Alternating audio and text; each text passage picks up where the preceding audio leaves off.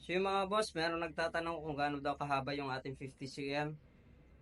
So yan po yung mga 50 cm natin. So tara, pakita po natin. So yung mga boss, ito po yung 50 cm natin. Yan. Ito is order ni Sir Raymark. Honeycomb carbon, green. Then yung handle nito is right-handed. Then ito naman yung loading bat niya. Rubber and shafting. So yung haba nito mga boss, ito po siya. Yan.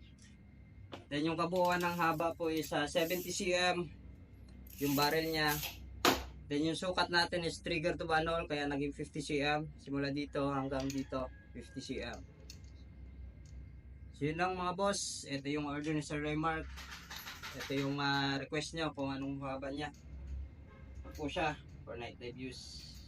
Then yung rubber po is 12mm. Yan po, standard lang po siya. So kung nahabahan po kayo, pwede nyo po iksian. So ginawa po natin yung standard para at least sa mga beginner or newbie sa pagload ng ganitong unit. So hindi po sila mahihirapan sa pagload. So pwede nyo pong iksian to mga boss kung gusto nyo ng malakas. So yun lang, and type C po.